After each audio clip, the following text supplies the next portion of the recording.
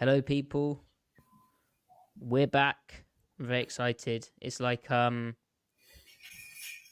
don't know. I was doing the podcast one-handed or without a brain. Given Griff, you're much smarter, as I said before we got on air.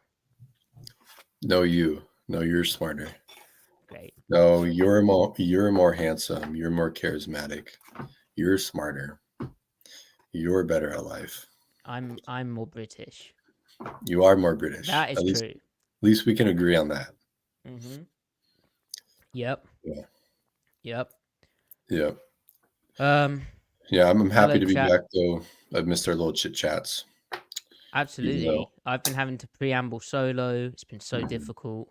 Imagine. Can't riff as much. No. Well, I can riff for myself and the chat. I got to ban someone yesterday. It's very exciting. Nice. Yeah. Good stuff. Cameron, good to see you. Congratulations on joining the live stream. Kerry, you're welcome for the breakdown. It's good to put a Twitter account to a YouTube account. Kerry, different name here, but yeah. Cameron, Jordan, TJ Gamer. Oops. True. John, good to see you. You're welcome, John, and Nate. Thank you very much. Yeah, Griff. Also, a lot of people are asking of you that the chat really did miss you, and the comments did. So you are loved. Very You kind are of you all. appreciated. Very kind of you all.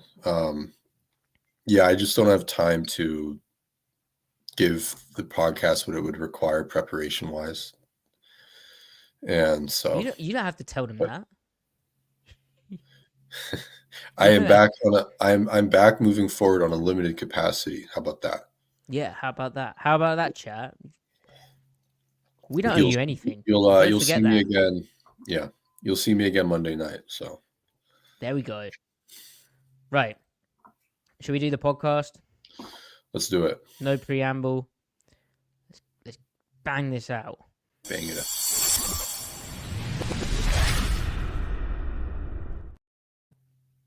Welcome to the Seattle Overload podcast, where Griffin and I are going to dive into where the Seahawks are at now, given Griff's had a bit of a hiatus from the pod. And then we're going to look at the offense and how the offense has started hot in games, had a decent opening script, not just visually or, from a schematic observation standpoint, but also from the data as well.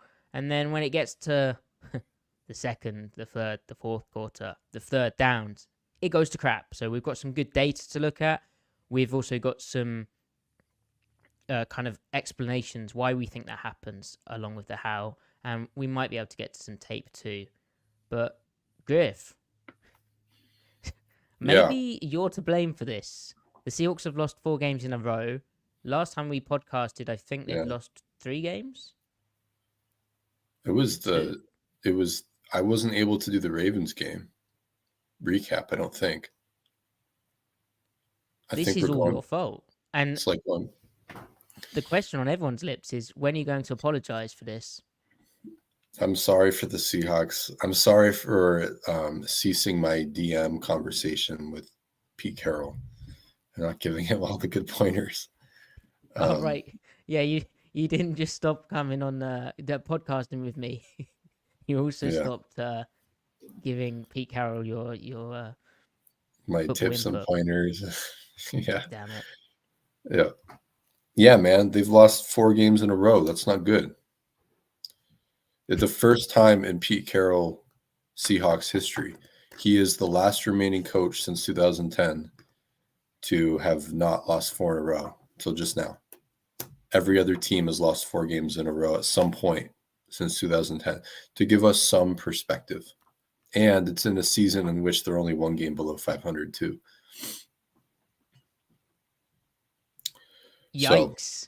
So have your feelings changed on the team, Griff, since this losing streak? Because I know you had some reservations around the team. We both did. But I mean, you kind of mentioned Pete Carroll. I've seen your tweets on him. Yeah, where are you at with them? Is there anything which has made you reconsider some stuff? Well, I mean, the last time we spoke, they were 6-3, and I had some confidence going into the Ravens game. that maybe most people didn't. I actually thought of the better teams they were going to face on their schedule. I thought they actually matched up with the Ravens better than some of these other teams, and that we saw how that game went. They got destroyed. There maybe are some caveats there in the sense that the Seahawks, for whatever reason, and Mookie Alexander, the guy who runs field goals, great guy, has pointed out, the Seahawks are very bad on grass for whatever reason. So And we're blaming playing surfaces. no. But it was they were just bad that game, and nothing in that game went how it should have gone, even if they should have lost. Like there are things, and I'm not going to go too far into that, but there are things like the Ravens leading up to that point in that game, prior to that game rather, that they did poorly. And some of those things, like buckets, like say under center run defense, particularly against zone. The Seahawks prior to that point actually had good under center run zone offense. And so I thought, well, if anything, they should at least win that battle, right? So I was looking for things like that.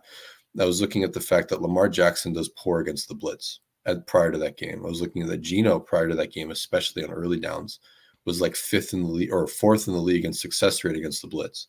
So those buckets should go in Seattle's favor, right? They got destroyed in every single one of those items. So after the Ravens game, I was like, okay, well, I'm just going to throw that game out in the sense of how much projectability does that game have moving forward? Because yeah, they certainly got destroyed in the areas where they should have gotten destroyed, but they've utterly complete team failure that the things that they're normally good at, even against tougher opponents, and things that the Ravens are usually bad at, even though they're the best team in the NFL, there are some things the Ravens aren't good at and still aren't good at. And that game, it was like they were good at everything and the Seahawks were bad at everything. So I was going on for the Ravens game. I was like, all right, whatever, we're moving on. And then what was it, the 49ers game? Was it the first 49ers game on Thursday night? Or no, it was the Rams game. Yeah, it's the Rams game first, yeah. So the Rams game happened and they should have just won that game. I mean, they should have. If Geno doesn't get hurt, they win, make another field goal. I really wasn't that impressed about that, other than it was just it's really frustrating that they lost. Results-wise, process-wise, I really wasn't concerned about what that game signaled. Right. So 49ers, there's a lot of bargaining and a lot of bargaining going on right now. Bit of denial. Sure, maybe. I mean, I wasn't making any excuses for the Ravens game other than just what do you do with that game? As trying to, like, nothing went, like, it doesn't reflect this team, like, I don't think in any way beyond that it adds another tally in the loss column. That was how I viewed it. And then the 49ers game happens, right? That was the Thursday night game. Correct. And they just get destroyed. Short week. They're unprepared. Bad coaching job. Bad execution from just about everybody. Yep. And so it's concerning. I'm concerned at that point. Now, granted, the 49ers are better, but I would have liked to have played them tougher. They showed some signs of life in the third quarter. That was the Thanksgiving game. That's right.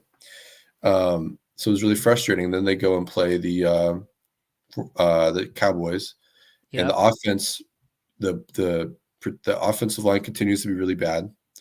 But Geno has a great game. The receivers finally have a great game. They have a great third down game plan. And so everything is looking kind of everything. I mean, on offense, I'm like, okay, they're back in it. They have signs of life. They kind of figured out their problems with the route details a little bit. There was at least improvement over the previous 49ers game. Yep. I thought they game planned what the Cowboys did on defense really well, like finding the weak spots and two-man and stuff, especially third down. Everything was working. And the O-line, they gave up a lot of pressure, but I thought the severity of pressure was such that on each time they did give up pressure that Geno can manage it and handle it. And so, but they still lost. And the defense just wasn't, I think collectively that game against the Cowboys, I mean, Devin Witherspoon got worked a little bit. He just did. He's a rookie, going up against the best quarterback receiver duo in the league this year in Dak Prescott, CeeDee Lamb. So, like, cope through that, because it's like, he just got beat, man. He's going to be really good. He's been really good already. But then there are other aspects. I mean, the penalties are abysmal. Penalties have to stop. But then, like, there are some severe problems in the interior of the coverage. And like, the coaching staff needs to coach this better. I don't know why they've regressed in those areas, because some of the stuff, it's like the 49ers run a lot of plays that everyone runs. Now, yeah, they dress it up in different ways, but it's not always so super complicated. Sometimes it's just execution versus execution. Why are they playing the stuff that they're actually have been doing well this year at, like, very, finite, unique things? And why are they just falling apart? So there's clear some system failure going on throughout the work week as far as preparation. Pete Carroll mentioned that, like, we got to prepare them better. It's not like we don't work this stuff. Like Jamal giving up that huge over route that game is bizarre, because he's never given up that route as a Seahawk before. In that context, they were very aggressive to matching the final three this game, before that snap and after it, Jamal himself included. Like, Devin Witherspoon's pass breakup that he got injured on, Jamal almost makes the play himself, and that's a similar rule, different route, but same rule, where he's matching number 3, and he's coming all the way from the backside of the play, and he almost makes it. So clearly he understands what's going on, and then he just has for lack of a better phrase, a brain fart on that one, trying to play the weak dig, and it's like he's trying to make a play on 3rd and 11 where he thinks the ball is going to go, instead of just playing the rule as written up. And then it looks embarrassing. He thinks he can he thinks he can handle it. By turning a little too late, and clearly his long speed isn't there, and he should have been more conservative. So, but then there are a litany of those things, which I'm sure you talked about last week. So I am concerned about the coaching of the scheme. I think the scheme in and of itself isn't the main problem, but I think there are still some conundrums that Hurt has worked himself into. I think the problem, what are problems with the scheme, are revealed when the execution is also not as great. It compounds it. It's kind of how I view it. Yeah. So heading into this year, I think, not to put words in your mouth, but just recalling how we felt about the team to start the season, we expected like a 10-7. We might have said 11-6. Might have even been higher. think I said 12-5. Yeah. So I think you were 12-5. I think I said 11-6, and I think we weren't the exception to that. I think a lot of the fan base expected at least kind of a stable thing, with how they kind of were they're almost in a mini rebuild, but they'd kind of restocked their roster. They'd changed things up. They'd spent another year of high draft picks, with the Denver trade as well, and they expected not regression in terms of a record, but kind of reading in between the lines of what you've just said there, it sounds like you're saying you feel, rather than this being it's more Pete Carroll's being let down by his assistant coaches, and not necessarily the coordinators, but possibly positional coaches. Not to put words in your mouth, but I still think Pete is ultimately responsible for. He's got to coach the coaches, and I did tweet at one point. I said how, like, anytime Pete does step in, where he at least verbalizes to the media that he's going to step in and change something very specific, there is a correlation the following week with whatever that is of improving, like very finite, like very, very definitely. Like, this isn't just like, oh, I wanted, like, there aren't broad generalizations. They're like very specific things that I was referring to, and he has improved them. So I think that whatever laissez-faire or like salutary neglect that he gives his coaches, I think it's good that he delegates. He has a reputation for meddling for some reason, and I think maybe maybe he's not meddling enough. Maybe he needs to be more hands-on. Obviously, he also hired these guys, right? So he's responsible if they're not able to not handle being, coached by the head coach, So, there could be positional coaches making errors. Tariq Woolen really hasn't improved in zone principles. His man up matchup is fine. It's quite good. But like he still doesn't get a lot of stuff. And Pete said like on the one play that Julian Love gave up, Woolen obviously shouldn't have been on the play fake because he wasn't even in the run fake. You can't get play action if you're not in the if you're not even in the run fit. So why are you biting? But like Carl Scott is the cornerback coach as well as the safety coach. I have a very high opinion of Carl Scott. That doesn't mean he's not doing something wrong and during the practice week, not getting the guys ready. But Pete also has to make sure Carl's getting them ready too. And it's just pure speculation from the outside in of where those problems are sourced. But they need to get it together. So it's bizarre. The Cowboys game, I don't really think I was worried from. I mean, the Cowboys game to me was Bobby Wagner can't cover anymore. He's a glaring hole. He's a glaring weakness. Devin Witherspoon just got beat in really key situations, and then there was some bad team tackling. Beyond that, I didn't think there were glaring structural problems. I didn't think Reed Woolen had some tough moments, but yeah, he did, and the penalties too. Yeah, right. So like I wasn't like sweating that game, other than like, oh, that just sucks. The results of it. And I should say offensively, what the Cowboys pose for the Seahawks defense, it isn't structurally, I don't think, too much of a challenge. Like they kind of, the way that the Seahawks defense schematically is structured, I'd say, is better suited for that Cowboy style of offense and how the Cowboys look to attack Seattle that game than say what the 49ers do, where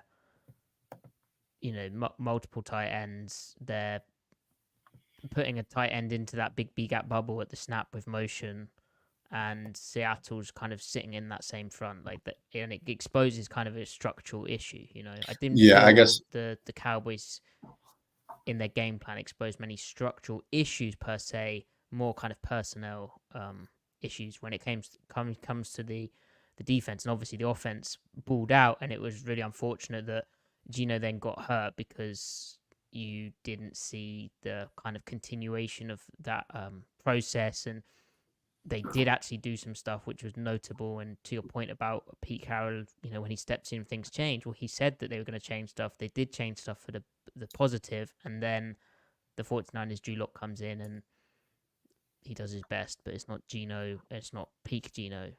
So. Right.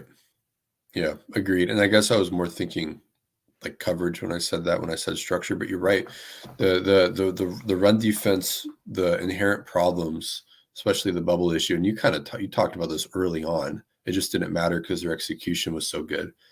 Those problems are now the schematic on paper problems Kyle Shanahan will find, and their problems now, I think, because the loss of Uchenna Nwosu is significant, and that's not to say that Nwosu himself is the difference between what they were before and what he's been after, even though the correlation is really clear. It's more that I think when they were playing well, and I know a lot of people will point to, well, look at the opposing teams that they were playing, but when they were playing well, I think that while this team does have a lot of talent, where they are weaker on average, there's a few areas where they're weaker than where they are strong, but in those areas they had eclipsed the talent level just enough, and enough areas to where all parts of the team, I know this is like wishy-washy language, but all parts of the team could combine to kind of delve into that concept of being greater than the sum of your parts. So you can positively reinforce, you can make up for the weakness here, the weakness there, if you're just good enough in certain areas. Once one of those units starts to dip just below that threshold, it can no longer combine and multiply with the other elements of the team to be greater than the sum of your parts. So there's like a domino effect or a cascading effect. So yeah, while Uchenna Nwosu himself is not directly responsible for going from like the first or second ranked offense rush defense by EPA now to like the 20th or whatever they are, I think that it's led to a series of events. They can no longer accommodate.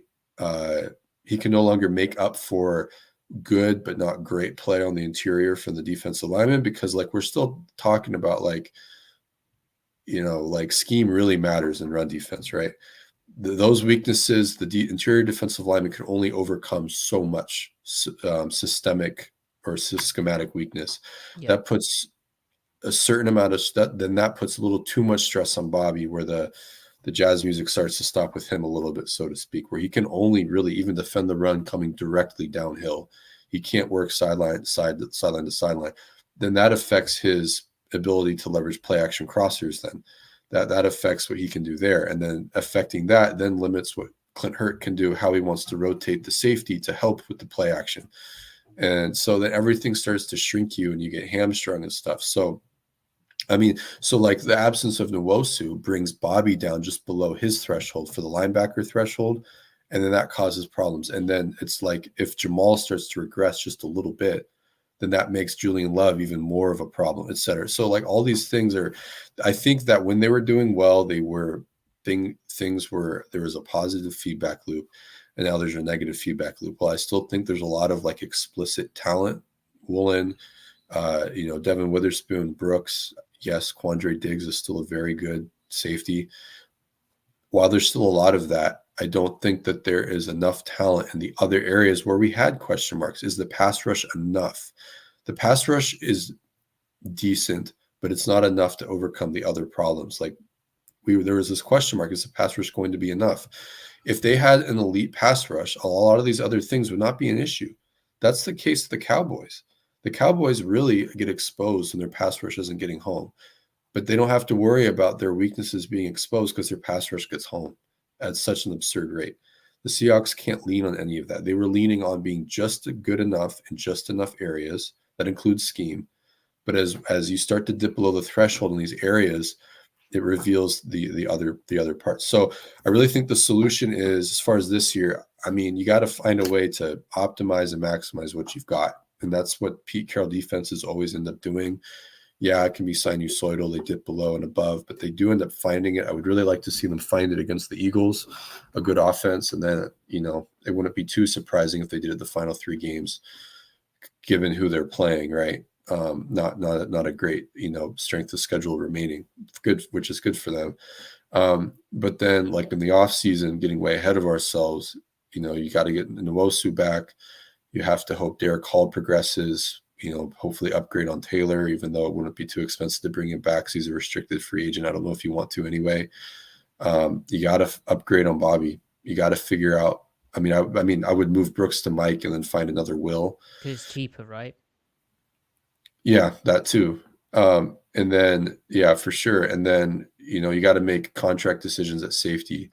I'm not necessarily out on Jamal as a player, but even if he played well like he was earlier and sustained that for the whole year, you're not going to pay him what's his contract is. Yeah, I don't think the juice is worth the squeeze. Right. And the ideal thing, and if it were up to me, if you're making purely football decisions and maybe cultural things and like his insane tweets are, enough to want to move on anyway. We don't know how that's viewed internally. We can only guess. But if it was a pure football decision, I would move Brooks to Mike after this offseason and ask Jamal if he can take a significant pay cut and make him the full-time weak side linebacker. Because I know like all the memes are there and stuff, but like he's your best available option to you. He's going to be better than a rookie. His box skills are still really impressive. Like how he fits in the box when he has a normal alignment is honestly really impressive. I don't think contact is too much of an issue, especially when the scheme can kind of keep him free. And then I think in coverage, I think he's a good hook player, so, beyond that, I don't know. So Griff, yeah. talking off season and moves and acquisitions, was the Leonard Williams trade a mistake in your view? No, because you're getting what you paid for in him. If you just isolate it to what you're getting out of him, he is playing really well. So I'm pretty ecstatic with him, and I hope they want to bring him back. Yeah, you're not underwhelmed with him as a pass rusher. It's more kind of an edge issue in your eyes. I think this is what. So their pass rush, if you look at their team pressure, if you actually look at other things like pass rush grade, like collective grade, which I'm not a fan of, but there is a picture being painted here The pass rush is okay. It's okay. It's not an overwhelming force. The other thing is, we connected the pass rush to their inability to defend the check down and shallow routes on deeper drop concepts. I think that had been mistaken by some as a linebacker problem. Like, oh, they're just bad at covering running backs. Like they have a problem with the skill set of running backs. And it's just a product of pass rush. They're actually that relationship continues to play out. They are defending running backs in coverage well. They're defending the check down well, at least air yard attempts that are under 5 yards. They're defending screens well. They're like, that's not their problem right now. Now they're breaking downfield when last year they did not break downfield. And the year before that, they especially under the Ken Norton Jr.'s last year, they did not break at the second and third level.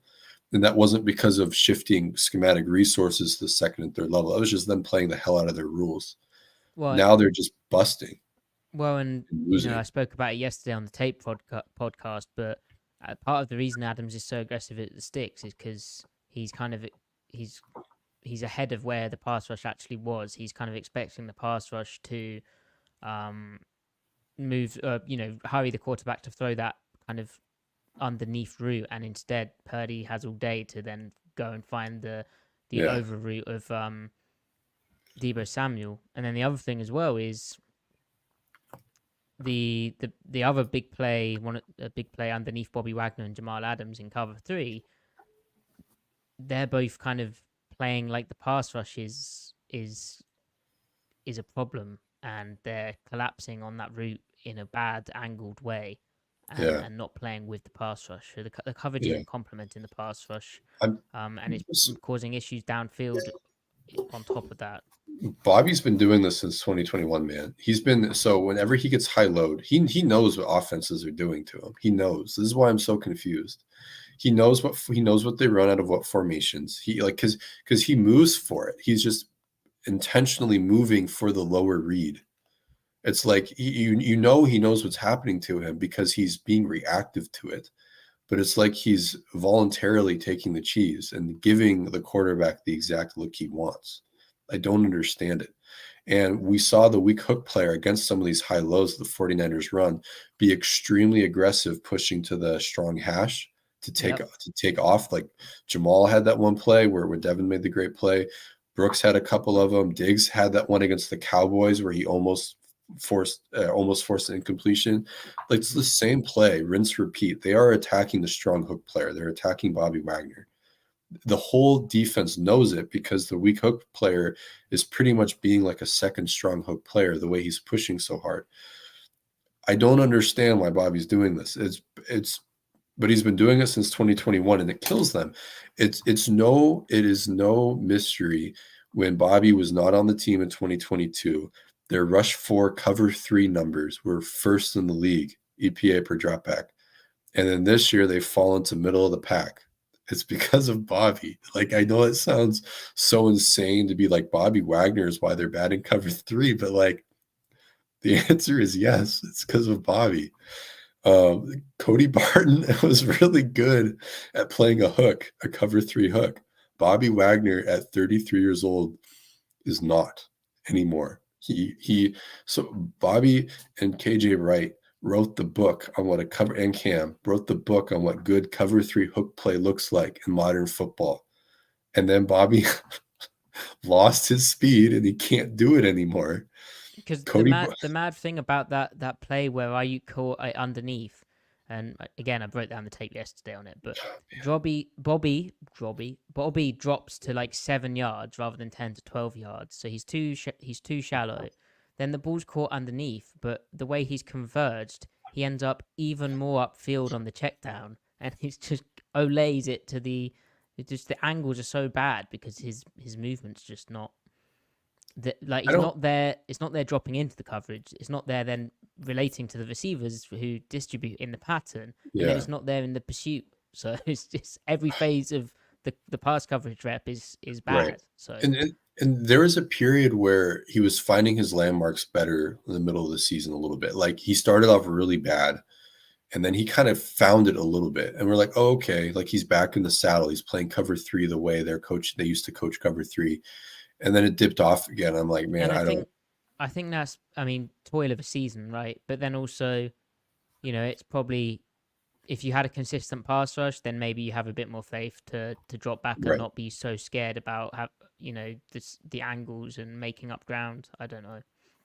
I agree. And so like that's one of the best solutions for any defense, any defensive coordinator, is to just have absurd talent up front, because it erases so much. It also shrinks what the offense even tries to do, right? Like the offense won't even try to do things that can hurt you because they don't think they can protect. So it preempts more dangerous concepts. I mean, that's why Kyle Shanahan doesn't throw the ball a lot. He has the best passing game in the league. He does not throw the ball a lot. He wants to shrink possibilities down and just make sure that he hits his shots when he does shoot. Yeah. And he does. I mean, he doesn't want to expose Brock Purdy to a bunch of drop back, because he also doesn't have a good pass protecting O-line either. He doesn't want to do. Yeah, go I ahead. spoke about this recently, but you look at the old Legion of Boom stuff, and that defense they're not covering everything. Like, it's impossible to cover everything. But when you watch them against like a Shanahan team, he could have the perfect beater up there, and you're like, damn, that is nasty. And a lot of the times, the ball doesn't end up they don't have time to get it off, or the quarterback's moved off his spot, or the Yeah. front alleviates the problems that Or can be they're created if you have the time to get it off. right. They're also just straight up terrified of Earl and Sherman's range. Yeah. Like I will say they are quarterbacks, and this is like I wonder if Pete Carroll would say the same thing. If you were to freeze the frame right when they're about to load up to throw the ball over the years, they are trying windows that they never used to even try. Even like I would argue, if you were to isolate the equally well covered like situations downfield, they try way more tight window throws now than they did during the It's like Legion more of an Boom. understanding of or faith in how, like, the leverage a defender's playing, and like understanding of Right. how a route's going to drag the deep, or Right. deep And intermediate to deep window out of the picture as you throw it, basically. right. Yeah. And like I think we kind of saw that with Tariq Woolen last year. They were just throwing on him because he was a rookie and he's getting all these picks. Well, like they don't really target him downfield the same way anymore. Like they're just afraid of him now. The same look, the same proximity of corner to receiver, and they're like, I'm not throwing that now. You know what I mean? So honestly, this defense needs one more pass rusher. It needs another Jordan Brooks, and then it needs to figure out the strong safety situation, and you'll be fine. Honestly, I think you'll be fine. But we've said that about the pass rush for so many years. I know, and they are one step better because it reflects. It reflects, right? Like it does reflect. They can defend the check down now. You would love to know, man, what would Ken Norton Jr. do with this pass rush? With Oh, how I was going to ask you about the coaching aspect, because you talked a lot about the kind of personnel here, and you haven't really questioned the DC and or brought up Ken Norton Jr. But here we go. So I mean, Ken Norton Jr.'s lows were low, right? But I think there needs to be some qualification to that, because when the lows were low, they weren't a problem of they were primarily, in my opinion, he was trying to be something completely different, and what he was primarily trying to achieve worked. It worked tactically, but it didn't work strategically. So like the first half of 2020, he's being a blitz heavy team. He's blitzing like at the third or fourth highest rate. His pressure numbers when blitzing were great. His sack rate when blitzing was great. The design of the blitzes were very good. But when they didn't get home, because you don't have 100% pressure rate when you blitz, a good pressure rate is going to be 40, 50%. When the pressure didn't get home, they got lit up. What that means is when the pass rush doesn't get there, the corners don't have the cover skills to handle that, being on an island with no interior zone defenders to leverage with or whatever. So tactically, Ken had great ideas the first half of 2020. Strategically, it made no sense for his personnel. So what did he do? He looked at what did work if you were to isolate what did work overall the first half of 2020. And what did that happen to be? Rush 4, cover 3. First half of 2020, they were the eighth ranked, if I remember correctly, rush 4, cover 3 defense in 2020, the first half of that season. They simply didn't use very much of it. So what did he do in the second half? He increased it by like 33%. They lived in it. And yes, they did get better at it because they weren't playing as good of opponents. But people like to say, well, the defensive turnaround in the second half of 2020 is just related to opponent. And I say they simply just did the things they were already good at. They just did more of it. Like they min-max. That's all it was. And so right. So there's that. Then 2021, Griff, hold on. What are they good at in 2023? What are they good at in 2023? That's why I have the issue, because I know, right? They're not. I think. The thing is, I think Ken would find it. I also think Ken would coach the rules way better. Well, and that's my problem. It feels like the coaching is just. There's a lot of signs that the coaching isn't there. I mean, so Matty, let's break that down. So let's talk like cornerback technique, something very like specific. How do you feel about Tariq Woolen and Devin Witherspoon's and Trey Brown's press technique on the outside and read step technique? Because we're talking about their press tech's fine. So like Carl Scott can coach corners like in pure man situations and matchup, right? And like read like cover 3, like up the sideline stuff. Yep. And press. So he's good there. Where are you seeing coaching problems? Is it concept recognition? Like, is it motion breaking their rules? So like that goes on. The second level run fits, how they handle and communicate stuff.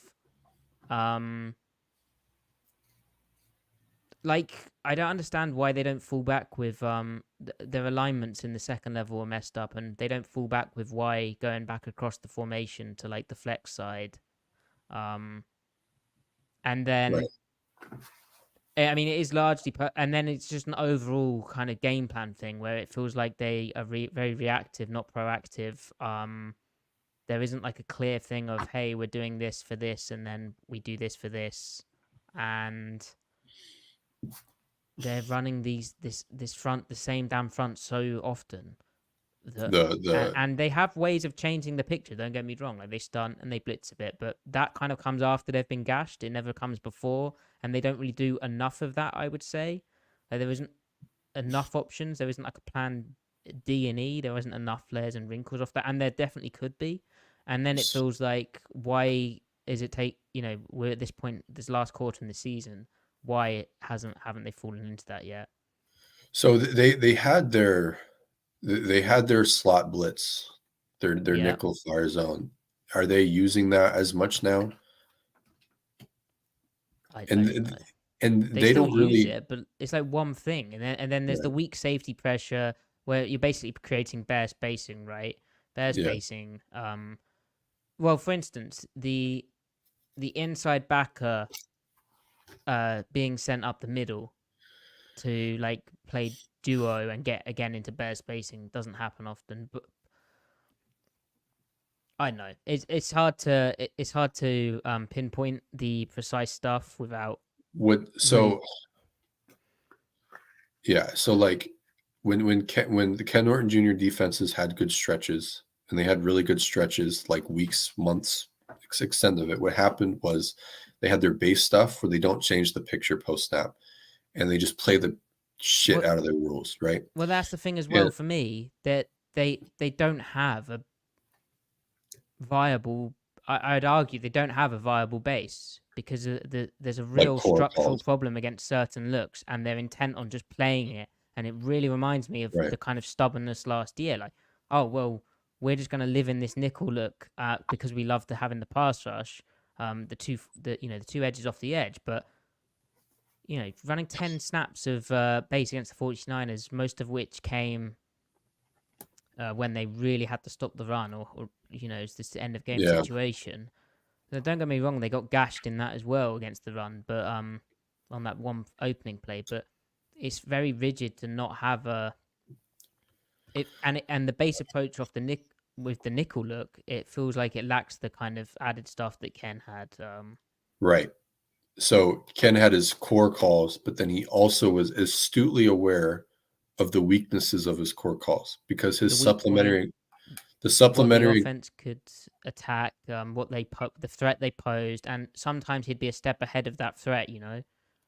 right. And so like because those supplementary complementary calls are attempting to achieve an express purpose, even if they didn't work because say the execution wasn't good enough or say the coaching of it wasn't good, whatever. And it did work most of the time. The point is that he was expressing to people that he is consciously aware of what the weak points are because those complementary and supplementary calls are addressing that very specific weak point. So like when they're in bear, you no longer have A gap and B gap bubbles, you have C gap bubbles. So the call would be to alleviate the C gap bubble very specifically, right? Or he would have, wow, Kyle Shanahan wants to put the outside cornerback in the run fit. So I'm going to invert the coverage so that the safety is buzzing down and the corner is now inverting and playing a cover 2 shell. And he would do those things. And whether or not it would work isn't even the point. It demonstrates that he's cognizant of what the weak spot It is. just And felt like there's a much none of that more right now. felt like a much more complete system. This feels very incomplete. It feels like a step one of an idea, and it comes across from the outside looking in as Pete Carroll in the offseason, as we know he did, he kind of steps in and says and helps out and says, hey, I get we want to run a nickel over front. I get we want to do that for the pass rush. How we did it last year didn't work. We need to fix that. We need to correct that. So this is the kind of base layer that we're going to do. Right. We're going to coach the heck out of this. Here's some options off that. But they haven't evolved it from that point. And ultimately, the head coach, is he really going to hold the defensive coordinator's hand through that process? I mean, Right. there's obviously And stuff we don't know, but all the things that we do like about Ken Norton Jr., they're not novel to him. Like Pete knows it too. And that's why I'm ultimately optimistic about the long-term prospects here and the overall picture, because if Ken knows them, Pete knows them. Pete knows what could be done, but once you get down a track, you can't completely undo all those tracks that have been laid. You have to work on with the schematic momentum you have. And I'm sure Pete has ideas, but you can't just like do everything because it's not, fantasy land. There are realities and stuff that we aren't privy to and everything. You can't just install this and that. And I'm sure Pete has a million ideas like what would be good. But it's on him to like institute it and guide Clint that way so that Clint can be self-sufficient. Because I thought that like when things were going well, there was a clear first down game plan. There was a second down game plan. And then, third down, there was a clear intent, but it wasn't working. But I was like, okay, that will normalize because it just should. But I really like the process of first down and second down. But then offenses started to find those weak spots, and then there was no counterpunch. and they get caught in situations where, like on 2nd and 1, they just asked to be attacked in a certain weak point. Like they don't seem to call enough plays where it's like, hey, this fits the situation and the game state and the potential danger of what the offensive formation and set poses. There just doesn't seem to be enough of that. Anyway. Right. Now, John in the chat, obviously with Griff back, less interaction, but John says there also seems to be a culture problem based on Pete Carroll's Seattle sports comments. And Noigash says, Pete throwing the players under the bus is rare. He feels the pressure. I think obviously Pete Carroll feels the pressure. Obviously he's upset. He's lost 4 games in a row, etc., etc. I really didn't take that as him throwing guys under the bus. Okay, he rarely does mention players by name if they mess up, but it was very obvious who messed up on both those plays. Greg Olsen highlighted it in the broadcast, and Mike Solk himself in the interview kind of knew who was at fault. So, and as Pete said, those guys know they messed up, and he didn't bash them or go overboard. He just said what happened on the play and how they can improve, and expressed a frustration overall of how people are executing. Griff, I want to know kind of your thoughts on that. But John, in terms of the culture-based issue, I think culturally a challenge that Seattle's experiencing. Just one, their highest paid player on defense, Jamal Adams, isn't playing very well. He has this off the field stuff, which is a bit of a problem. I don't want to pile on individual players, but I think that how that is working out right now has to be a challenge for them. Along with stuff I heard behind the scenes that there's a bit of frustration with him in the locker room. That was before the tweets about a lack of accountability, and the stuff where back at LSU with Dave Aranda, he was known as a head nodder in meetings and someone who had to kind of live up to this alpha persona. And then in one-on-one settings, you could get through to him, but in the team settings, it was a bit harder. So maybe a challenging character for some people to work with. And then two, I think the other cultural challenge that the Seahawks defense is experiencing is the Bobby Wagner thing, where he's your senior veteran leader who everyone looks up to. But if Griff and I are seeing on the tape the issues that he's creating for the defense, just with how he plays his coverage and his lack of sideline to sideline range and all this stuff, you damn know well that the players are too. And so how do you broach that? It's definitely an interesting thing. And yeah, I mean, Griff, what are your thoughts on Pete Carroll's Seattle Sports Monday? When I saw the tweets transcribing what he said and like the commentary given I was like, oh wow, like that that doesn't sound good. Like either like he's laying the hammer down, which if that can be you can see that as a positive, like he's it's tough love now, or maybe he's feeling the pressure, so yeah, he's scapegoating players or something instead of admitting he's not coaching them, maybe not coaching them well, maybe that's indicative of like him feeling the pressure. So that I wanted to go and watch it, and it was a total, like, he even kind of called them out with compassion almost. And like you said, the context of the question, it was like it was assumed who did it.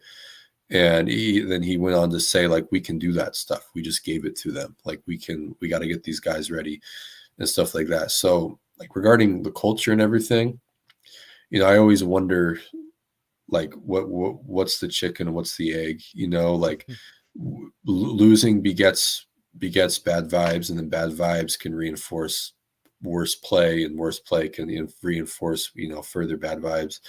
Winning can give you good vibes and stuff. So like what is really the source issue? And so really we don't know. It's as far as what the source of it is. I mean, ultimately, like, I think the young guys are young enough and green-eyed enough that they're just hungry. So like I don't think that's too much of a problem there. The older vets know that, like, they still have a lot of money that they're potentially risking if they rock the boat too much. So, I mean, if Jamal's causing problems in that sense, like, I mean, there's a lot of money that he could be looking at saying goodbye to if he gets cut. Now he'll still get a nice severance package if he does. But like Quandre Diggs is heading into the last year of his deal, and like, I imagine he would try to be at least not a negative voice, try to be a positive. If he's not going to outwardly be a positive voice, I don't see how it benefits him. Because if he gets cut outright and if he gets cut outright on the open market at his age, he's not looking at a good chunk of change.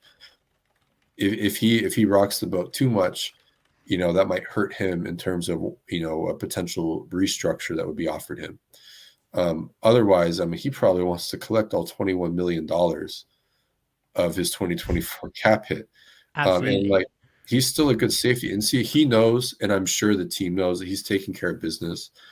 I mean, a lot of people can't look past the missed tackles right now. And yeah, maybe you want to see more effort. Sure, maybe he can't make those plays anymore. But like, my thing there is, he's missed a lot of tackles in his career as a Seahawk.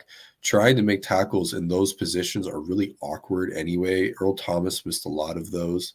The primary problem is whoever gave up the reception to begin with. He's not the one giving up those receptions. So like, I'm not too concerned with Diggs's play, but like, I don't see how it benefits him to be like, so what, you lost a 33-year-old player on the last year of his deal.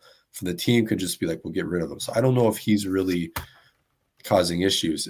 Beyond that, the guys that are kind of in that in-between stage, like say Jordan Brooks or something. Well, did you say 33-year-old Griff? How old is he? He's only, he turns 31 in January. Oh, my bad.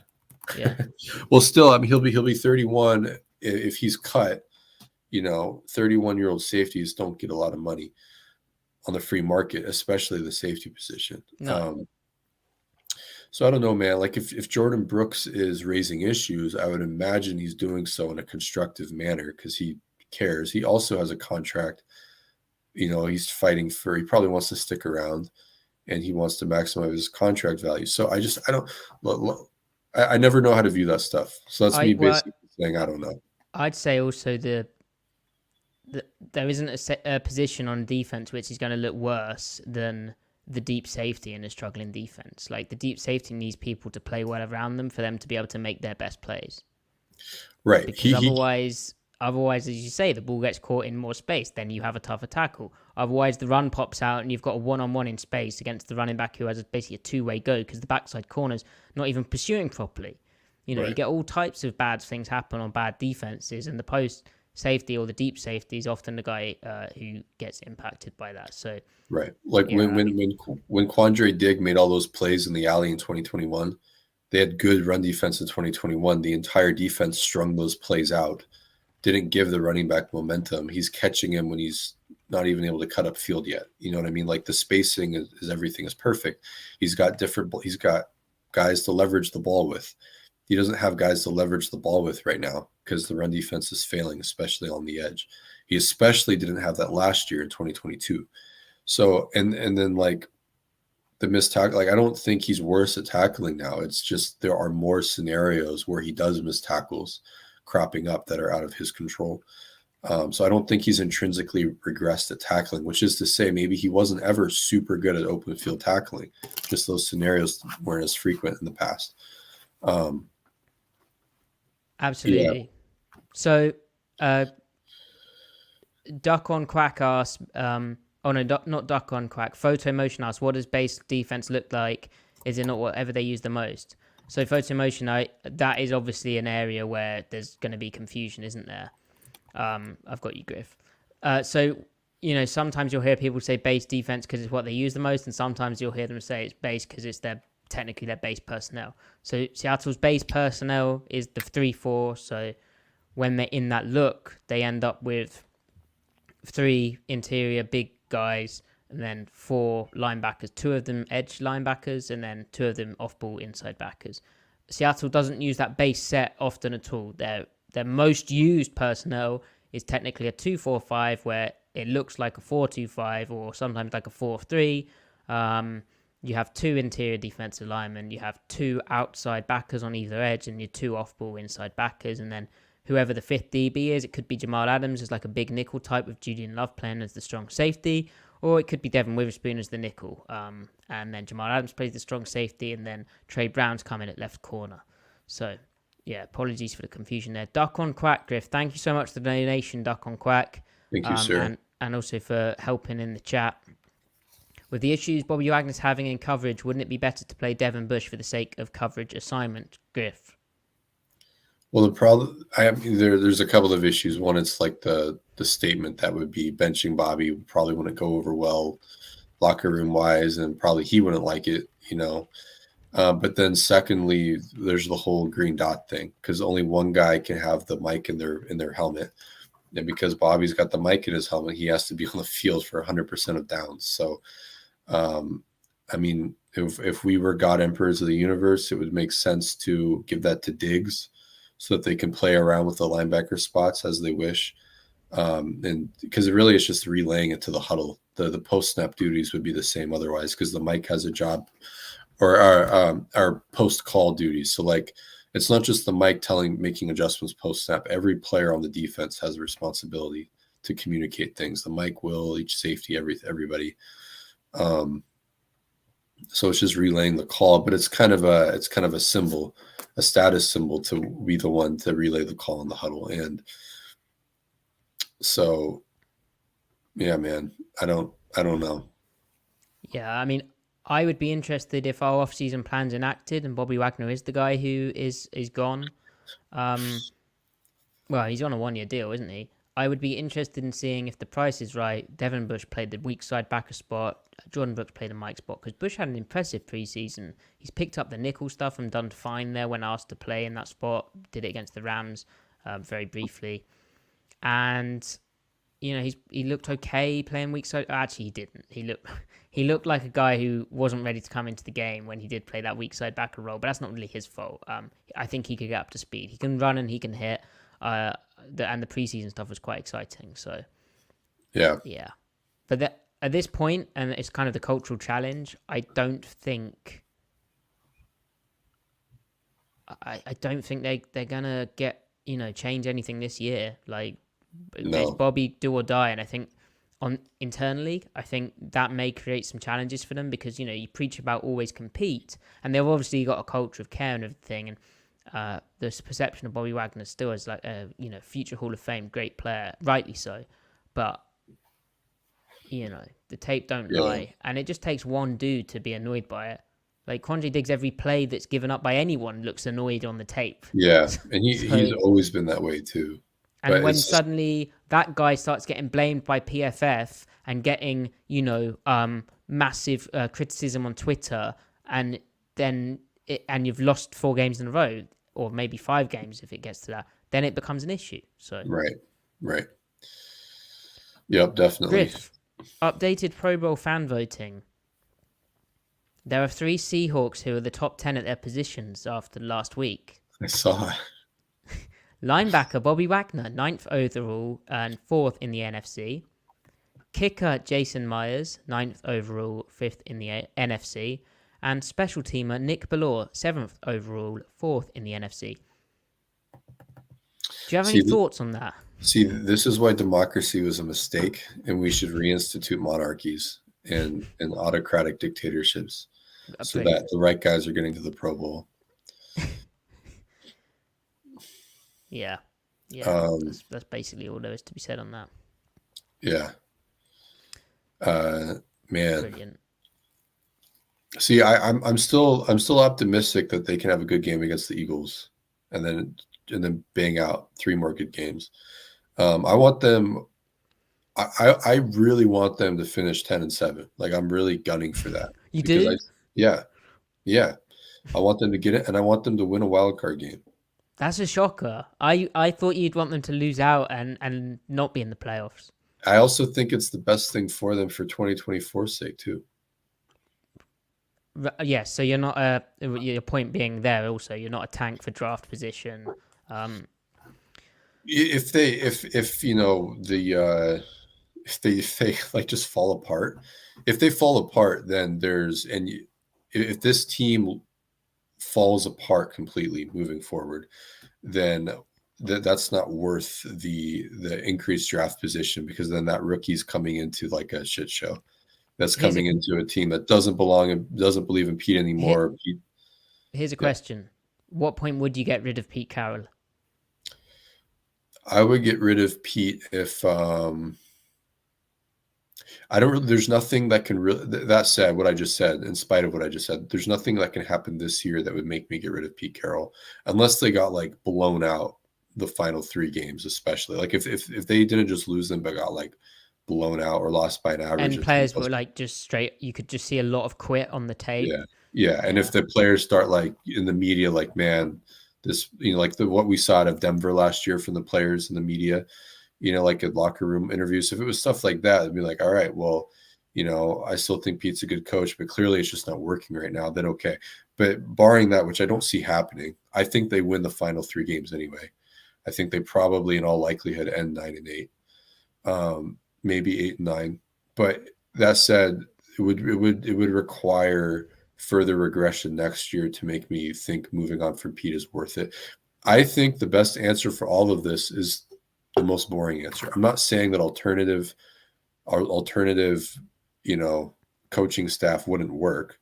I'm just saying I think the likeliest outcome of them being good in 2024 and 2025 comes from them just making the minor tweaks, the obvious minor tweaks that need to be made, and bank on positive regression from the O-line and keep it moving. And I really think that's what needs to happen. And that's the boring answer. It's I don't want to overreact to this. Oops, sorry. I don't want to overreact to what's happened the last month. I understand people that aren't happy with it, of course. I'm equally unhappy. I just think, what's the likeliest solution? I think the likeliest solution is the most boring conservative answer. That assumes they end the season with an ounce of competence. So, Yeah, it's a huge remaining 4 games of the season, not just for right. making the playoffs, but really for the future of the franchise. Because ahead of this tough stretch that we've just seen, where they have to go to the Cowboys, the Rams, the 49ers, and the 49ers and some other team the Eagles now. Ahead of that stretch, I said we'll find out a lot about this team, who they are, whether they can correct the issues. And they haven't really corrected the issues, although the offense possibly against the Cowboys. But I think certain issues have got worse or made themselves more apparent. And so it would be nice if they could kind of win some games. I mean, it was funny on the radio. Mike Solk asked Pete Carroll if he'd ever lost 4 games in a row. And he was like, yeah, it might have happened in New York, but Salt kind of didn't really pick up on that. But obviously, I always mention it. Dan Marino fake spike game started that, but yeah, your answer is similar to mine. Shocker that we are fairly aligned on that. They're still playing hard football out there. I think there are some problems which will become an issue, which happens when you lose games.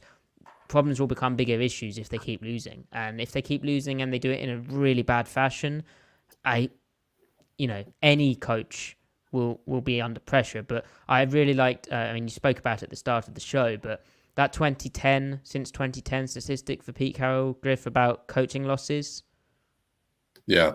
What is that? Because it's a good one and I can't remember it off the top of my head. The Seahawks prior to this 4-game losing streak were the sole remaining team to not have a single 4-game losing streak. And I think it was no surprise. I think the Steelers and the Patriots, who only had 1 apiece, the Seahawks had 0. And now the Seahawks have joined those 2 teams. It was on the broadcast. But that's also why, I'm still confident. Pete Carroll doesn't lose football games that much. He gets his teams back on track. That's why this is so. I think that's also obviously, but that's why this is so scary.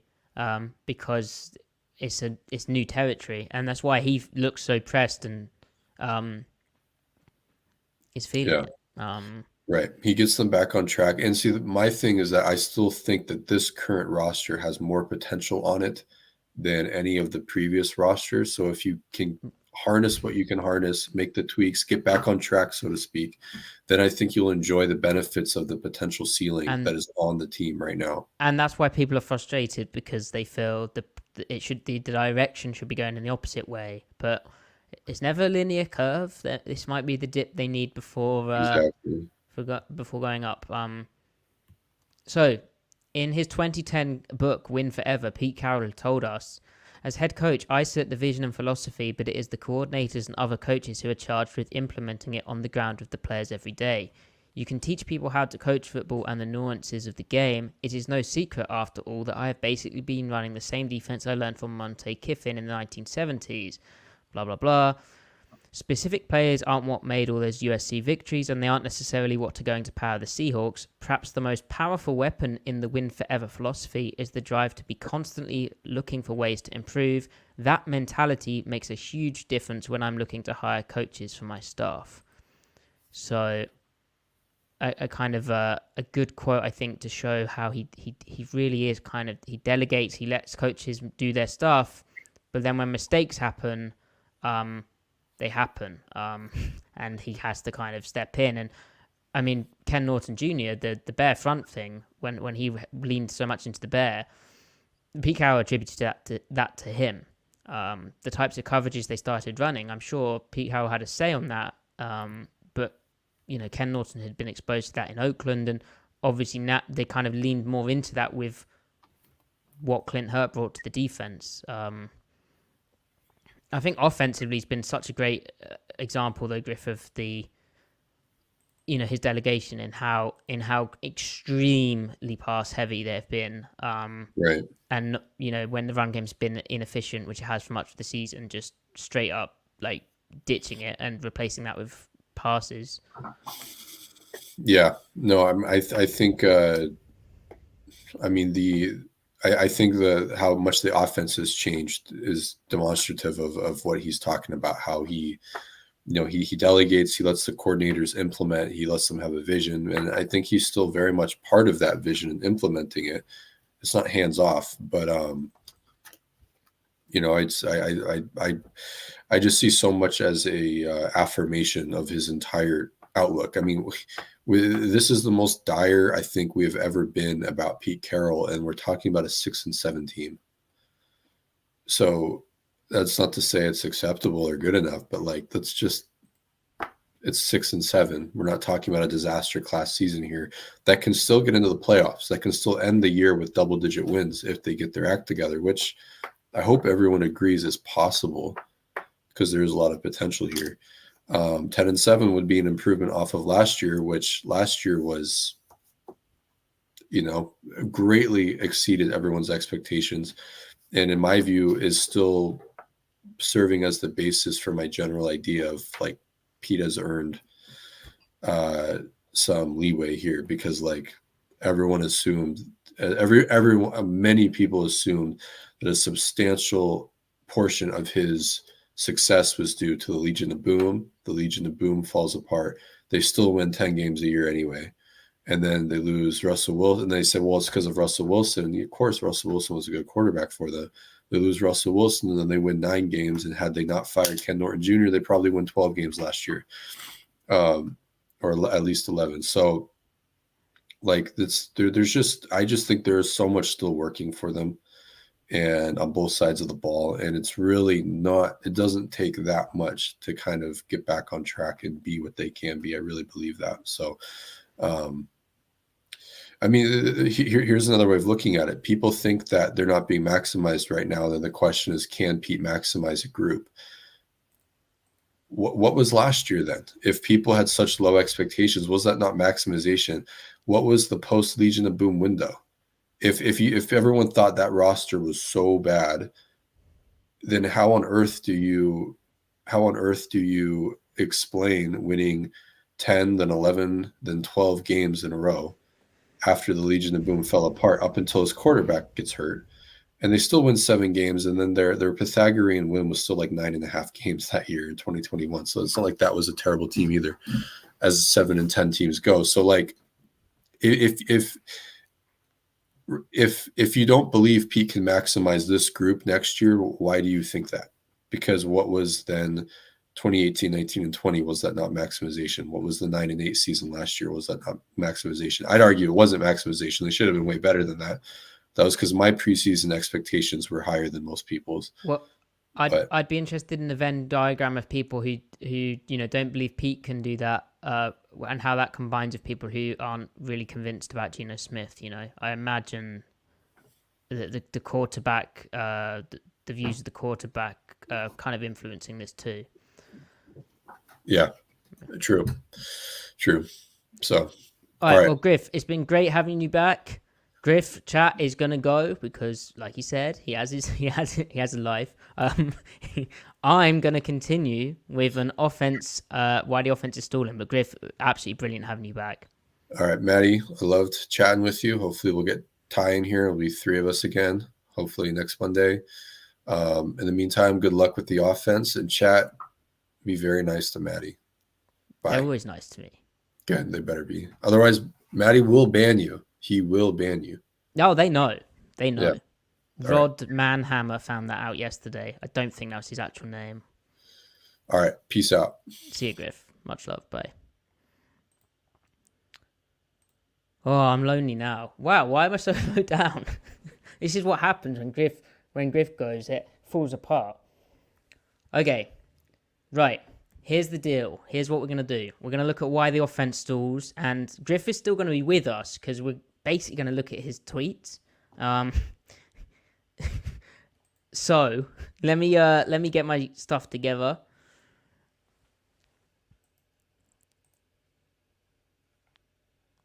Okay. First of all, I need to go and get more water. So let me just do that. Let me share my screen up here. This is going to take me 1 minute, so don't go anywhere, chat. It's just the joys of doing this on my own. Let me catch up with the chat first, actually. Actually, no, I'll do that in a second, right? Let me share my screen, right? You can all stare at Griffin's tweet. I will be back, okay, in... There we go. I will be back in literally 2 minutes, okay? So don't go anywhere. And like the video, comment down below, as Taylor says, 5-star review. Make sure you follow Griff at CMike Spin Move. I should have said that. You probably already follow him. See you in a second.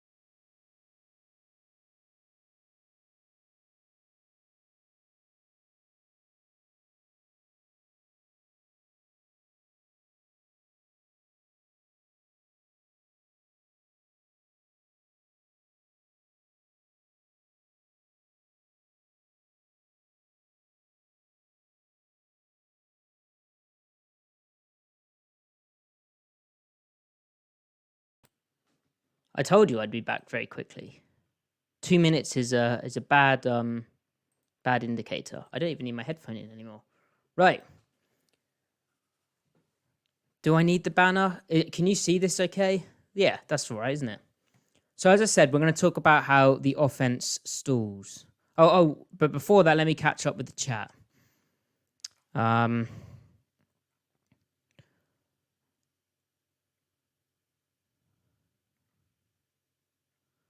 Yeah, Griff's political and historical stuff, OG3, is always great, isn't it? But I can't... And Jack, you're impressed that I read Pete Carroll's book. Hey, that's my job. I I have to be familiar with it. It's quite a good read, though, like, with my coaching stuff. It's good. Though it is funny how a lot of coaches, their like coaching system, their philosophy is just an upside down pyramid scheme. Taylor's saying, I said it on Sunday, I think Pete Carroll's loyal to his staff to a fault. I mean, yes and no, Taylor. I mean, I was surprised, and I know Griff was, when he fired Ken Norton Jr., and especially the way he did, you know, the way they finished that season, they looked really, really solid, didn't they? They had that Arizona Cardinals game. It looked like they'd found something that worked. And then, yeah. And I know you could tell that that was a tough decision for Pete, just the way he spoke about it. Kerry, we looked at the playoff odds yesterday. They have a 21% chance per the New York Times. If they win out, they have a 99% chance. That's because the Rams and the Packers hold... Well, the Rams had the head-to-head tiebreaker over the Seahawks. And then the Green Bay Packers will have won... if they win enough games to make the playoffs, they'll have won more in-conference NFC games than the Seahawks. So they basically need the Vikings to lose, the Rams or the Packers to lose, and they need to win out. Which, there is a chance. There's a 21% chance per the New York Times. Of course, other teams may lose more than one game. Then 9-8 would do it. But really, it feels like 10-7, doesn't it? I mean, 9-8 is a joke. Especially when you've, got those two tiebreakers against you.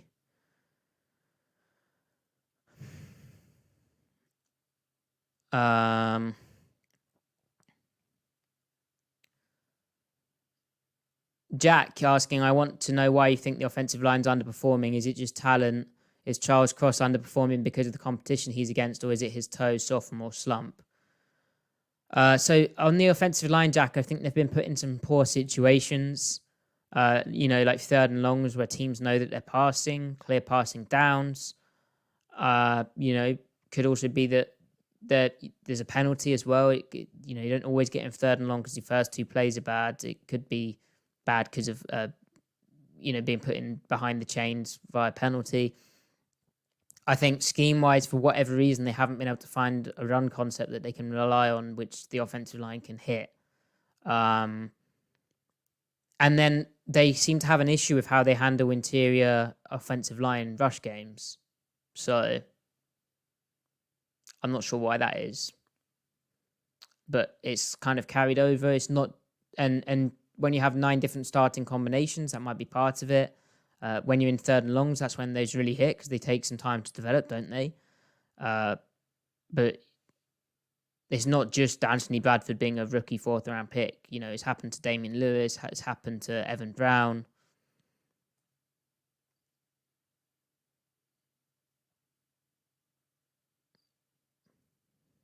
There's always a chance. Chap. Right, so what we're looking at is how the offense is struggling. Now, let me just make sure I've got everything. So, the offense on 1st and 2nd downs on the season is 7th in EPA per play, which is absolutely solid, isn't it? However, the offense and what you might also think of as well in this situation is quarters. And so this is, for the first quarter, they're 7th in EPA per play, which is, if you think about the opening script, which Shane Waldron uses, he was pressed by Greg Bell on how long the opening script lasts. He didn't say. It's around 15 plays, give or take. Now, there's things which can knock you off your opening script. Then there's also things which can, make your opening script last a bit longer, so you don't get the right amount of situations that you were looking for. But go give or take 15 plays, or say, how we can look at it is just look at the first quarter. So the offense on 1st and 2nd down in the first quarter is 7th in EPA per play. And the opening script, if you remember games like the Bengals, where, oh my gosh, the opening drive's perfection. They march down the field and they score a touchdown. Even the Cowboys game, they score an opening drive touchdown. We had one against the 49ers too, didn't we? They've been pretty hot on and looked really polished with how they've done it, and then they kind of fall apart. So the data kind of backs that up too. So first quarter, 1st and 2nd down, 7th in EPA per play. 1st and 2nd down in, 2nd, 3rd, 4th, and overtime, Seattle's actually 5th in EPA per play on offense. However,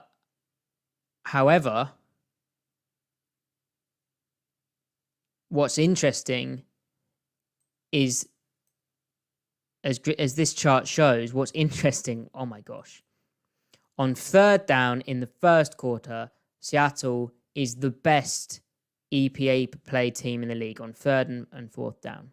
Remarkable stuff. But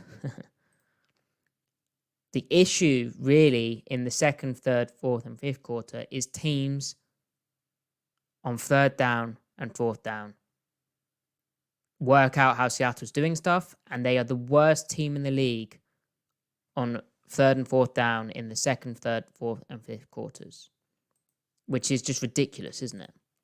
Now, obviously on the season, Seattle's 3rd down percentage has been a joke overall. They're currently 26th in the league, converting just 33.33% of their 3rd downs. But this kind of issue of them being good in the first quarter on 3rd and 4th down, the best EPA per play in the league, but when it comes to the 2nd, 3rd, 4th, and overtime, being the worst team in the league, EPA per play wise, is yikes.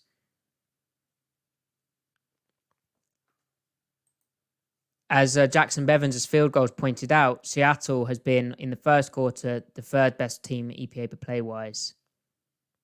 And in the second, third, fourth, and overtime, they've been the 20th best team in EPA per play wise. But the issue really is a third down thing, and fourth down potentially too. Duck on Quack, I'll answer that question in a second. So why is third down as a game goes on an issue for this offense? Well, as Griff points out, they have one of the worst pass pro offensive lines in the league, and he thinks the down breaks as pass rush plans evolve and defensive lines exploit matchups. I think teams kind of get a sense of how Seattle's going to attack them. I think they get more confident in ramping pressure up. I think the offensive line, can get away with some stuff, but not the whole time. And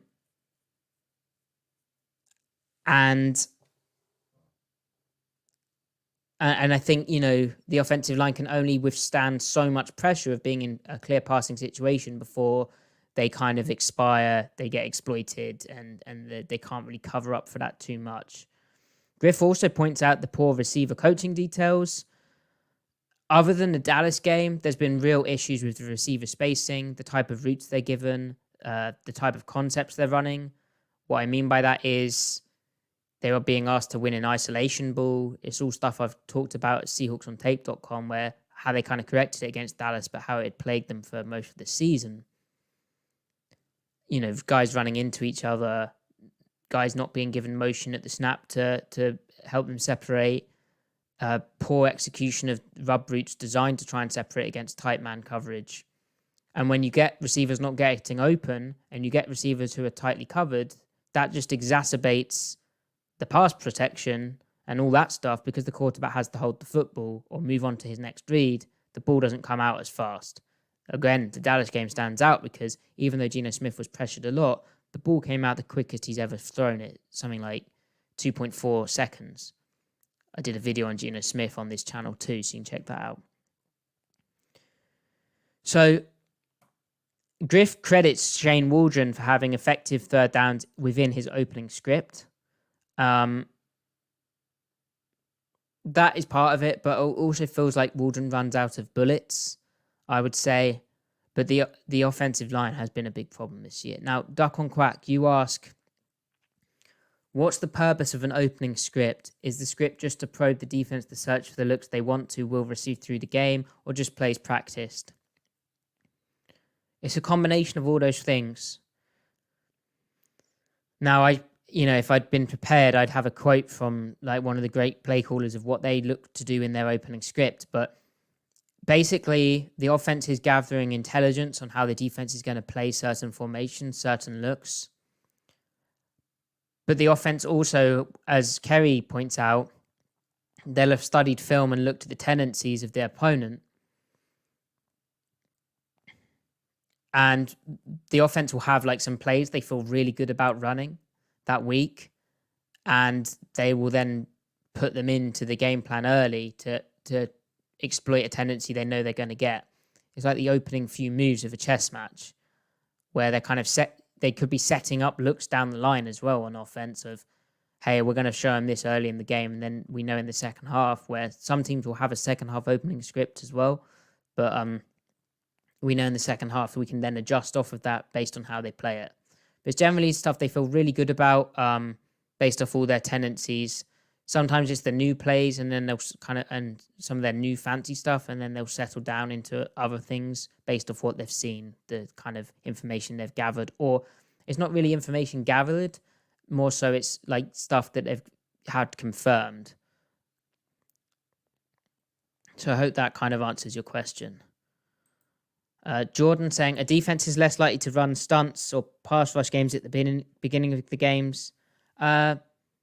Possibly, Jordan. I wouldn't say so, but I would guess, your first few pass rush opportunities, maybe you just let them rush. You see how they're setting the protection, the pass pro, and then you go, okay, well, they did this on this play, so we're going to run this type of pass rush game to attack them more. And the defense learns from the opening drives too, doesn't it? And that's kind of what I mean by once that opening script's over, defenses go, okay, well, they're doing this, this, and this. They're that guy's playing with this technique versus me. I'm going to now adjust. Or on this play, they called in this type of pass protection scheme. So what we're going to do to counter that is we're going to run this pass rush game if we get this situation again. So that's kind of what being out adjusted looks like, but I think it's also a bit of a talent problem for them. I mean, these numbers are it's absolutely stark, isn't it? The fact that it's really the third and fourth downs of the rest of the game after the first quarter that have been such a problem for Seattle. Interesting, kind of further isolating the third down issues to that period. So hopefully they can kind of correct that. It's something I kind of wanted to talk with Griff about, but I felt we kind of had to catch up with Griff, didn't we? We had to ask him how he felt about the rest of the team.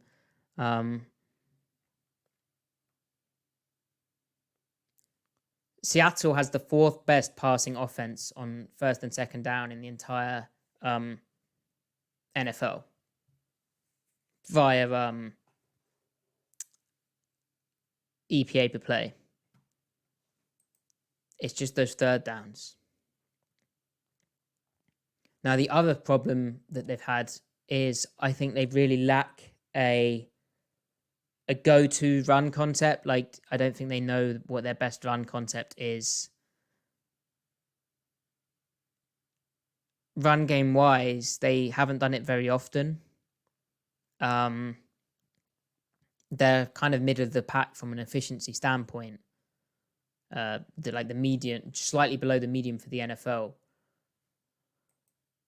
But I think they go away from the run when they feel like they're not getting the efficiency out of it. Have you got any questions for me in the chat? Or is there any offensive tape you want to watch? I mean, Drew Lock did fine. He did okay. But it's, it would be nice if Geno Smith was back, I would say. Taylor, I want to know why we haven't seen Kenny McIntosh yet. Good question. So that's a case of he just hasn't quite had the opportunity to get in because they had DJ Dallas, right? And DJ Dallas was more relied upon to be the passing down back with the pass protection pickups and all that sort of stuff. McIntosh is a rookie. I don't know how well he's picked that all up, but Dallas would be ahead of him there. And then they'd have Charbonnet to pound him away at defenses, right? And then it's kind of, well, if you're not one of the two starting backs, and obviously Walker's back in the picture now, so one of the three starting backs, how do we get you in on special teams? And Dallas is the returner, so it's not going to be like that. Eskridge came back. He's an established returner. But also McIntosh, I don't want to, it's overly reductive to just talk about his relatively slow 40 time, 4.6 speed, but ultimately, on special teams, you need guys who can run and hit. And he's like a running back build, so he's not that big, and he's not their fast. He's not one of the fast players. So he's not like a linebacker size, and he's not. He's a fairly small back for himself as well. And then he's not like a run and hitter, and they probably have someone who's ahead of him anyway in that respect. So it's very difficult for him to factor in, even though Pete Carroll spoke about trying to get him more involved. John asking, do they run different runs depending if Kenneth Walker or Zach Charbonnet are in? Well, I know that Walker really likes counter, and they've spoke about that before, but I haven't noticed them like really changing it based on the running back. But they're obviously cool plays they feel good about for each player, but I haven't noticed a massive difference.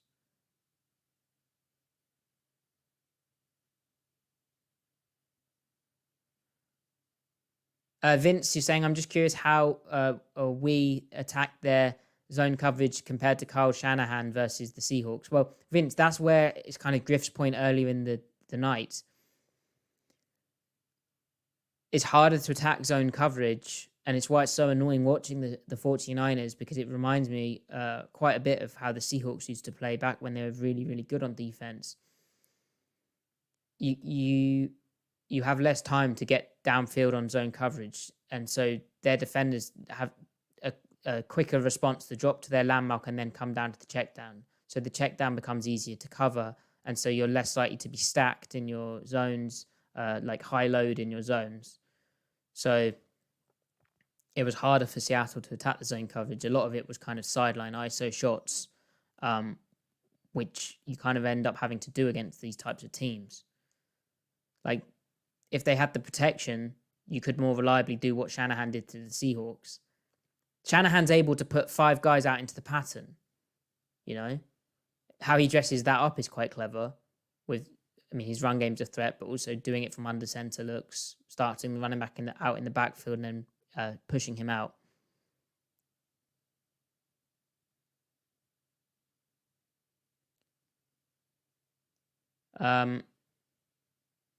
What happened to those great runs from Charbonnet early in the game? Asked Kerry. Yeah, I don't know. That's a good question.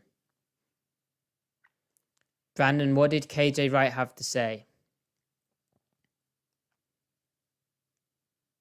Do you just mean his post-game comments? Because I saw some of them.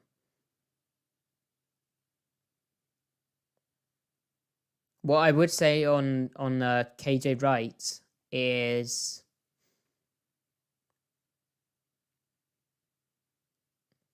he has he's obviously been teammates with some of the people on the Seahawks, in the Seahawks defense a bit longer than he has with some of the others.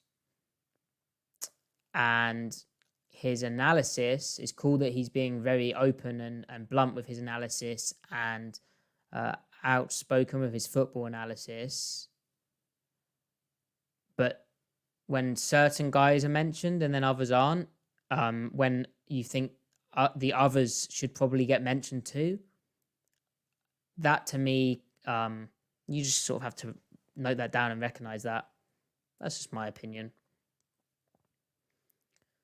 OG3, what's the most Griff and I have disagreed about a Seahawks player? OG3,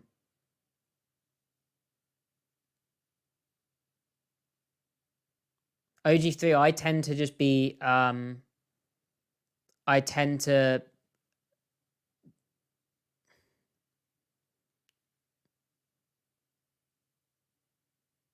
don't know. The most Griff and I have disagreed is how we started talking was on Tom Cable, where we've spoke about this on the podcast before, but we're essentially agreeing with each other. But I was coming at it from the personnel's bad, and Griff was saying how Cable's not doing well, and we're kind of both right. We disagreed on a player in our pre-draft stuff, did we, Taylor? Yeah, we might have. Tuli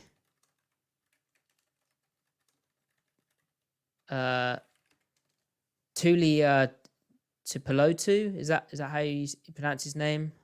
I think we disagreed on him, kind of, because I didn't really see what his fit would be, but Griff I'll always defer to Griff on defensive front players, particularly the pass rush types. I mean, he's doing really well this year, isn't he? He's got 4 sacks. But it was more, I just didn't see how he'd fit in Seattle's defense. But I mean, how are the Chargers using him? Yeah.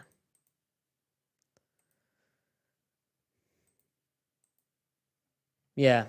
So tomorrow, chat, I have a really exciting preview of the Philadelphia Eagles game with Benjamin Solak of the Ringer NFL and Philly Special. Must-win game for Seattle, isn't it? It absolutely is a must-win game. We'll also have a Seahawks injury report to look at where, I mean, I'm hoping Geno Smith is back. I'm hoping Devin Witherspoon can play because ultimately Seattle needs their best players. They need their best players, especially at very important positions. And yeah. No, gosh, Derek Hall isn't terrible. Remember how Maffei struggled? Hall hasn't struggled really like that. He's done absolutely fine. Thank you, Taylor. Appreciate that on the guests. Yeah. Well, also keep your eyes peeled for a video breakdown. Again, let me know who you want to see the breakdown on. I've tried to, as I always say, I tried to keep these video breakdowns positive, but I don't. Yeah, it's a bit of a tough one this week. So if there's like a topic that you're interested in, let me know. But that will be coming up probably on Friday.